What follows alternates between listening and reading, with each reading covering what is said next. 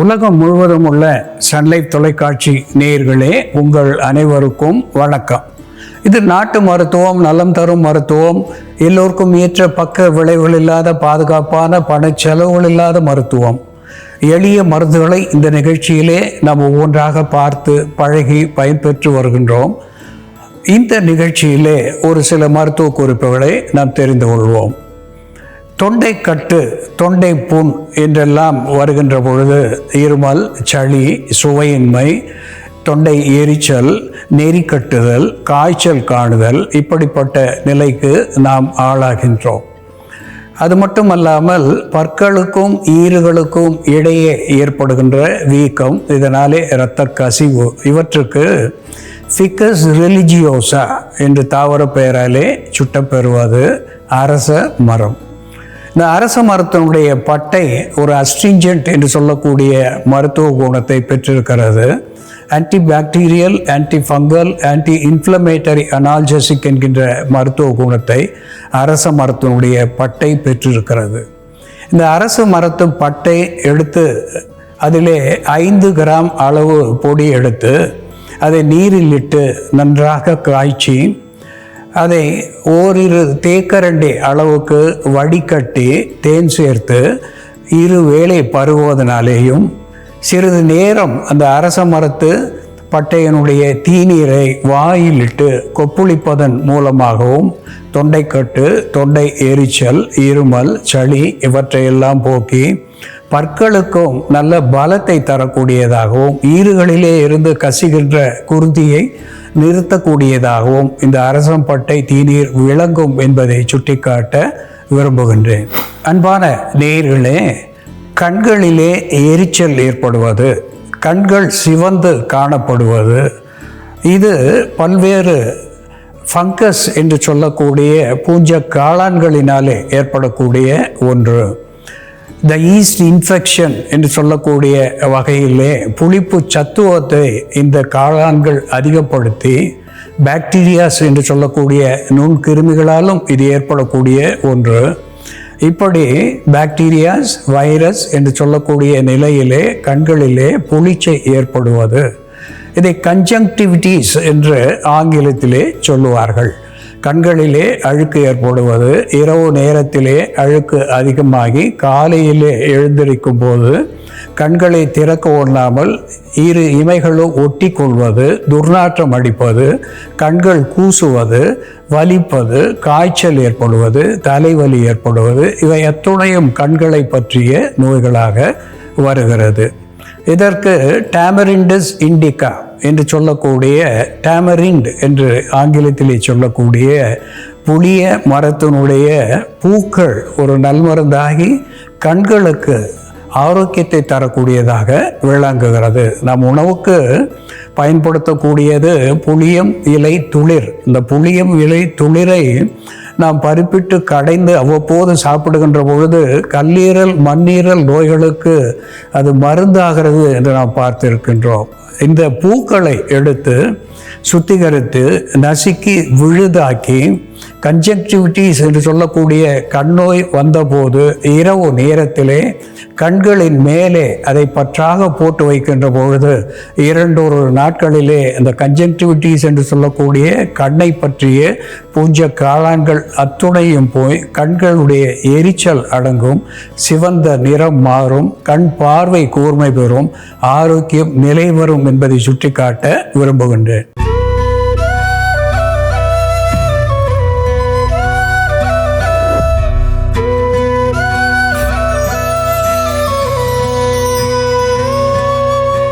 அன்பான நேயர்களே, இன்றைய மருத்துவ உலகிலே த ஃபேட்டி லிவர் என்ற ஒரு வார்த்தை நம்மை அச்சுறுத்தக்கூடிய நிலையிலே நமக்கு தெரியப்படுத்துகிறது. இந்த ஃபேட்டி லிவர் என்று சொல்லுகின்ற பொழுது கல்லீரலை சுற்றி கொழுப்பு படிதல், கல்லீரலுக்கு உள்ளாகவும் கொழுப்பு படிதல், இதனாலே கல்லீரல் சற்று வீக்கமுற்று விளங்குதல், சிலருக்கு வயிறு வீக்கமாகி சில நேரங்களிலே மேல் வயிற்றிலே வலது பக்கமாக வலி ஏற்படுவது, இது நாளடைவிலே இந்த ஃபேட்டி லிவர் என்று சொல்லுகின்ற நிலை நாளடைவிலே லிவர் சிரோசிஸ் என்று மாறி கல்லீரல் அழற்சி ஏற்பட காரணமாக விளங்கும் என்கின்ற அச்சம் ஒன்று. ஆரம்பத்திலே நாம் இதற்கு அஞ்ச வேண்டிய அவசியமில்லை. இந்த ஃபேட்டி லிவர் என்று சொல்லுகின்ற பொழுது சரியான உடற்பயிற்சி இன்மை, சரியான உணவு முறையின்மை, கீரைகள் அதிகமாக சாப்பிடாத நிலை, கொழுப்பு சத்துவம் உடலிலே சேருகின்ற நிலை, இப்படி பல காரணங்களை சொன்னாலும் இன்றைக்கும் விஞ்ஞான ரீதியாக எதனால் இந்த ஃபேட்டி லிவர் ஏற்படுகிறது, பெண்களையும் பற்றுகிறது, ஆண்களையும் பற்றுகிறது, இதற்கு காரணம் என்ன என்று புரியாத ஒரு நோயாகவே இந்த ஃபேட்டி லிவர் விளங்குகிறது. நாம் குறிப்பாக இரு வித கொழுப்புகளை பார்ப்போம். ட்ரைக்ளிசரைட்ஸ், லோ டென்சிட்டி லிபிட் என்று சொல்லுகின்ற LDL என்று சொல்லுகின்ற இரு வித கொழுப்புகள் நமக்கு துன்பம் தரக்கூடிய தேவையற்ற கெட்ட கொழுப்புகள் ஆகும்.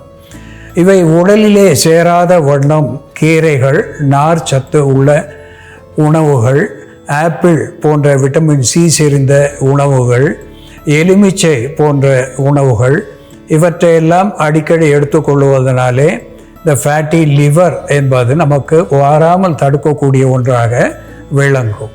அதோடு கூட இந்த பிலிரூபின் என்று சொல்லக்கூடிய பைல் செக்ரீஷன் என்று சொல்லக்கூடிய திரவம் அதிகரிப்பதும் இதற்கு ஒரு காரணமாக விளங்குகிறது. அதற்கு குர்குமின், மஞ்சள் நம் உணவிலே சற்று அதிகமாக சேர்த்து கொள்வது என்பது கொழுப்பு சத்துவத்தை கரைக்கக்கூடியதாகவும் இந்த பித்த உபரியை குறைக்கக்கூடியதாகவும் விளங்குகிறது.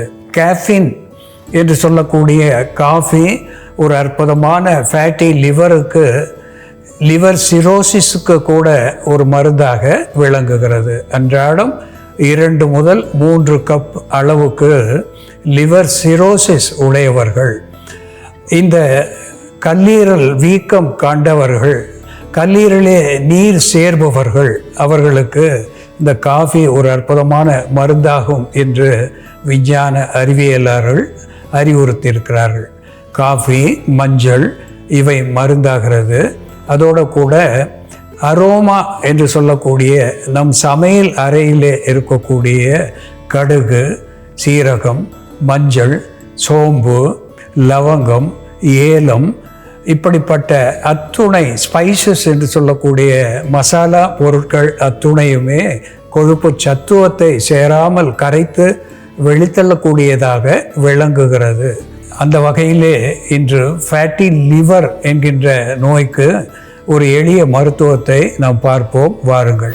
நேயர்களே, நாம இன்னைக்கு நம்ம வீட்டில் இருக்கக்கூடிய சமையலுக்கு பயன்படுத்தும் பொருட்களை பயன்படுத்தி ஃபேட்டி லிவர்னு சொல்லக்கூடிய கல்லீரலில் கொழுப்பு படிதல், கல்லீரல் வீக்கம் போன்ற பிரச்சனைகளை சரி செய்யக்கூடிய ஒரு மருந்து எப்படி தயார் பண்றதுன்னு பார்க்கலாம். இதற்கு தேவையான பொருட்கள்: வெந்தயம், தனியா, ஓமம், பூண்டு, பெருங்காயம், மஞ்சள் பொடி, நல்லெண்ணெய். நம்ம தனியா 2 தேக்கரண்டி அளவு எடுத்துக்கலாம். தனியா லேசாக வறுபட ஆரம்பித்ததும் நம்ம வெந்தயம் சேர்த்துக்கலாம். வெந்தயமும் 2 தேக்கரண்டி அளவு. இதோட ஓமம் 1 ஸ்பூன் அளவு சேர்த்துக்கலாம். வெந்தயம், தனியா, ஓமம் இது 3 சேர்த்து லேசாக வறுத்துடலாம். இதோட கொஞ்சம் பெருங்காயமும் சேர்த்து நம்ம வறுத்துடலாம்.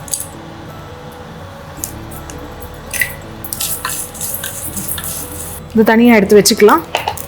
பெருங்காயம், ஓமம், வெந்தயம், தனியா இது 4 வறுத்து தனியாக எடுத்து வச்சுக்கிட்டோம். அடுத்ததாக கொஞ்சமாக ஒரு பாத்திரத்தில் 1 ஸ்பூன் அளவுக்கு நம்ம நல்லெண்ணெய் விட்டுக்கலாம். இந்த நல்லெண்ணெய் சூடானதும் நம்ம பூண்டு பற்கள் இதில் லேசாக வறுத்துடலாம். பூண்டு சின்ன சின்ன பீசஸாக கட் பண்ணி வச்சுருக்கோம். இது நல்லெண்ணெயில் கொஞ்சம் அந்த ஈரப்பதம்லாம் போகிற வரைக்கும் வறுத்துடலாம். பூண்டு டைரெக்டாக அப்படியே பச்சையாக போட்டோம்னா இந்த சூர்ணம் சீக்கிரம் கெட்டு போயிடும். பூண்டை நல்லா நல்லெண்ணெயில் வறுத்துட்டு போட்டோம்னா அதை நம்ம 1 வாரம் வரைக்கும் வச்சுக்கலாம், வெளியிலேயே கூட இந்த சூர்ணம் கெட்டு போகாமல் இருக்கும். பூண்டும் ஒரு ஆன்டி லிப்பிடமிக் ஏஜென்ட்டாக இருக்கிறதுனால நம்ம பூண்டு சேர்த்துருக்கோம். பொதுவாக உடல் எடை அதிகமாக இருக்கிறவங்களுக்கு, ரத்தத்தில் சர்க்கரை அளவு, கொழுப்பின் அளவு அதிகமாக இருக்கிறவங்களுக்கு, உணவு பழக்கம், உறக்கம் மற்றும் உடற்பயிற்சி இதெல்லாம் சீராக இல்லாமல் இருக்கிறவங்களுக்கு ஃபேட்டி லிவர் வர்றதுக்கான வாய்ப்புகள் இருக்குது. மது அருந்துபவர்களுக்கு மிக அதிகமான வாய்ப்புகள் இருக்குது. இந்த ஃபேட்டி லிவர் ஏற்படும் பொழுது நம்ம கல்லீரலில் இருக்கக்கூடிய நல்ல செல்கள் எல்லாமே கொழுப்பு செல்களாக மாறும். அப்போது கல்லீரலோட செயல்பாடும் பாதிக்கிறதுக்கு வாய்ப்பு இருக்குது. அதனால் ஃபேட்டி லிவர் கிரேட் 1ல் இருக்கும்போதே நம்ம இந்த மாதிரி கை வைத்தியம் பண்ணிட்டோம்னா அது கிரேட் 2, கிரேட் 3 மாறாமல் இருக்கும். நமக்கு கிரேட் 3லாம் போகும்பொழுது பார்த்தோம்னா சிரோசிஸ் ஏற்படுவதற்கான வாய்ப்புகள் மிக அதிகமாக இருக்குது. கல்லீரலில் தழும்புகள் உண்டாகி கல்லீரலோட செயல்பாடு பாதிக்கப்பட்டு மஞ்சள் காமாலை வருவதற்கான வாய்ப்பு இருக்கிறதுனால ஆரம்ப நிலையிலேயே நம்ம ஃபேட்டி லிவரை கண்ட்ரோல் பண்ணிடுறது நல்லது. இப்போ இந்த பூண்டு நல்லெண்ணெயில் வறுத்துட்டோம். நம்ம வறுத்து வச்சிருக்க தனியா, பெருங்காயம், ஓமம் மற்றும் வெந்தயம் இந்த கலவை எடுத்துக்கலாம். இதோட 1 ஸ்பூன் அளவுக்கு மஞ்சள் பொடி சேர்த்துக்கலாம். மஞ்சள் பொடி, நம்ம வறுத்து வச்சிருக்க பூண்டும் இதோட சேர்த்துடலாம். இப்போ இதை நம்ம பொடியை அரைச்சிடலாம்.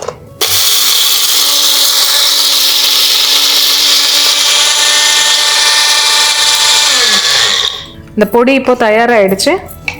இந்த பொடியில் நம்ம உப்பு சேர்க்காம அரைச்சிருக்கோம். இதை நம்ம வெந்நீரில் மிக்ஸ் பண்ணி தினமும் சாப்பிட்ற ஒரு மருந்து.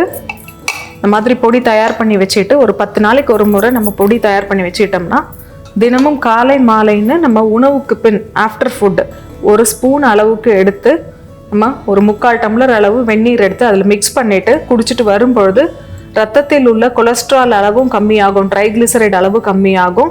ஃபேட்டி லிவருக்கு இது ஒரு நல்ல தீர்வாக இருக்கும். ஓமம், வெந்தயம், தனியா, பெருங்காயம், மஞ்சள், பூண்டு மற்றும் நல்லெண்ணெய் சேர்ந்த இந்த சூர்ணத்தை காலை மாலைன்னு 2 வேளையும் 1 தேக்கரண்டி அளவு வெந்நீரில் மிக்ஸ் பண்ணி நம்ம சாப்பிட்டுட்டு வரும்பொழுது ரத்தத்தில் உள்ள அதிகப்படியான கொலஸ்ட்ராலின் அளவை குறைக்கக்கூடிய மருந்தாகவும் ஃபேட்டி லிவரை சரி செய்யக்கூடிய மருந்தாகவும் செயல்படும். அன்பான நேயர்களே, இந்த ஃபேட்டி லிவர் என்று பரிசோதனையினுடைய முடிவு வருகின்ற பொழுது ஏதோ அப்பொழுதே நம்முடைய கல்லீரல் கெட்டு போய்விட்டது, கல்லீரல் மாற்றக்கூடிய நிலைக்கு நாம் ஆளாகப் போகிறோம் என்றெல்லாம் ஒரு அச்சம் வந்து விடுகிறது. இந்த ஃபேட்டி லிவர் எதனால் வருகிறது என்று இதுவரையில் புரியாத ஒரு நோயாக இருக்கிறது. குறிப்பாக 2 காரணங்களை முன்வைக்கிறார்கள். ஒன்று, உடல் உழைப்பு மிக குறைவாக இருப்பது, நாம் உண்ணுகின்ற உணவு அதிகமாக இருப்பது, அதிகமான கேலோரிஸ் என்று சொல்லக்கூடிய சத்துவத்தை தேவையில்லாத நேரத்திலே உண்பது. நம் முன்னோர்கள் பசித்து புசி என்று சொன்னார்கள். பசித்த பிறகு புசிக்கின்ற உணவு நம் உடலிலே நன்கு உறிஞ்சி செரிமானம் ஆகக்கூடியதாக விளங்கும். இப்பொழுது இந்த ஸ்நாக்ஸ் என்கின்ற வகையிலே, சிறுதீனி என்கின்ற நிலையிலே தேவையற்ற உணவுகளை உண்பதனாலே அது கொழுப்பாக மாறி கல்லீரலே சேருகின்ற ஒரு நிலையை நாம் பார்க்கின்றோம். அதிகமாக தேவையற்ற உணவை உண்பது, உடல் உழைப்பு குறைவாக இருப்பது. அது மட்டுமல்லாமல் இந்த ஃபேட் பர்னர் என்று சொல்லக்கூடிய கொழுப்பு சத்துவத்தை கரைக்கக்கூடிய உணவுகளான மஞ்சள், கேரட்டு, ஆப்பிள், எலுமிச்சை, தனியா, வெந்தயம் இவை போன்ற பொருட்களை நாம் மிகுதியாக எடுத்துக்கொள்வது. குறிப்பாக இங்கே ட்ரைகோனெல்லா ஃபைனம் கிரேக்கம் என்று சொல்லக்கூடிய ஃபெனுக்ரீக் என்று ஆங்கிலத்தில் சொல்லக்கூடிய வெந்தயம் விட்டமின் சி செறிந்ததாக, அயர்ன் என்று சொல்லக்கூடிய இரும்பு சத்துவம் மிகுந்ததாக, ஒரு ஆக்சிடென்ட் என்கின்ற வகையிலே புற்று தடுப்பானாக விளங்குகிறது. செப்போனின் என்று சொல்லக்கூடிய வழுவழுப்பு தன்மையை இது பெற்று நார் சத்துவத்தை அதிகமாக இது நமக்கு தந்து மலச்சிக்கல் வாராமல் பார்த்து கொள்ளக்கூடியதாக விளங்குகிறது. இதனாலே கொழுப்பு உடலிலே படியாமல் தடுக்கக்கூடிய ஒரு மருந்தாக வெந்தயம் விளங்குகிறது. இதனோடு அஜ்வைன் என்று சொல்லக்கூடிய ஓமம் ஒரு பிளட் சர்க்குலேஷன் என்று சொல்லக்கூடிய குருதி ஓட்டத்தை துரிதப்படுத்துவது மட்டுமல்லாமல் வாயு வயிற்றிலே சேருவதை தடுக்கிறது. ஃபேட் பர்னர் என்கின்ற வகையிலே உடலுக்கு உஷ்ணத்தை தந்து கொழுப்பு சத்துவத்தை கரைக்கக்கூடியதாக விளங்குகிறது. இதனோடு கொரியாண்ட்ரம் சாட்டிவம் என்று சொல்லக்கூடிய கொரியாண்டர் சீட்ஸ் என்ற ஆங்கிலத்திலே சொல்லப்பெறுகின்ற தனியா ஒரு டயூரிட்டிக் என்கின்ற வகையிலேயும், ஒரு ஆன்டி ஆக்சிடென்ட் என்கின்ற வகையிலேயும், ஒரு ஃபேட் பர்னர் என்கின்ற நிலையிலேயும், ஆன்டி லித்திக் என்கின்ற வகையிலேயும், கல் கரைச்சியாகவும் கொழுப்பு கரைச்சியாகவும் தனியா விளங்குகிறது. உடலுக்கு குளிர்ச்சி தரக்கூடியதாகவும் விளங்குகிறது. இதனோடு அசாஃபைஜிடா என்று சொல்லக்கூடிய பெருங்காயம் வாயுவை கரைக்கக்கூடியதாக, கொழுப்பு சத்துவத்தை கரைக்கக்கூடியதாக, இதில் ஃபெருலிக் ஆசிட் என்கின்ற அமில சத்துவம் நமக்கு பயன் தருகிறது. குருதி ஓட்டத்தை சீர்படுத்தி இதய நாளங்களுக்கும் பலம் தருகிறது. இதனோடு குர்குமா லாங்கா என்று சொல்லக்கூடிய கொம்பு மஞ்சள், நாம் சமையலுக்கு பயன்படுத்துகின்ற மஞ்சள், இதிலே குர்குமின் என்கின்ற வேதிப்பொருள் மிகுதியாக இருக்கிறது. அது ஒரு ஆன்டி இன்ஃப்ளமேட்டரி அனால்ஜெசிக் என்கின்ற வகையிலேயும், ஆன்டி ஆக்சிடென்ட் என்கின்ற நிலையிலேயும் இருந்து ஒரு ஃபேட் பர்னர் என்கின்ற வகையிலே இருவித கெட்ட கொழுப்பான ட்ரைக்ளிசரைட்ஸ் LDL என்கின்ற கொழுப்பு சத்துவத்தை கரைக்கக்கூடியதாக திகழ்கிறது. அதனோடு அல்லியம் சாட்டிவம் என்று சொல்லக்கூடிய கார்லிக், பூண்டு, இந்த உள்ளி என்று தமிழிலே சொல்லுவார்கள். இந்த உள்ளி பூண்டு ஒரு ஃபேட் பர்னர் என்கின்ற நிலையை நமக்கு தருகிறது. அன்றாடம் 4-5 பல் பூண்டு எடுத்து, அரை தேக்கரண்டி மஞ்சள் தூள் சேர்த்து, 5-6 மிளகு சேர்த்து, பாலிலே கொதிக்க வைத்து, பூண்டை மென்று தின்றுவிட்டு அந்த பாலை குடித்து வருகின்ற பொழுது இந்த ஃபேட்டி லிவர் என்கின்ற நிலையும் மாறும். அதோடு கூட லிவர் சிரோசிஸ் என்கின்ற ஆபத்திலே இருந்து நமக்கு விடுதலை ஏற்படும் என்பதை இங்கே சுட்டிக்காட்ட விரும்புகின்றேன். அன்பான நேயர்களே, இந்த ஃபேட்டி லிவர் என்று வாராமல் இருப்பதற்கு ஒரு ப்ரிவென்டிவ் மெடிசன் என்று சொல்லுவார்கள். தற்காத்து கொள்ளக்கூடிய மருந்தாக இவற்றை நாம் பயன்படுத்தலாம். அதோடு கூட லிவர் சிரோசிஸ் என்கின்ற நிலையிலே கூட இவற்றை நாம் பயன்படுத்துவதனாலே அந்த நோயிலே இருந்து நமக்கு விடுதலை கிடைக்கும் என்பதை சுட்டிக்காட்ட விரும்புகின்றேன். அன்பான நேயர்களே, இந்த ஃபேட்டி லிவர் என்ற நோய்க்கு ஒரு எளிய மருத்துவத்தை நாம் பார்த்து தெரிந்து கொண்டோம். இது போல வேறு ஒரு மருத்துவ குறிப்போடு நாம் மீண்டும் சந்திப்போம். நன்றி, வணக்கம்.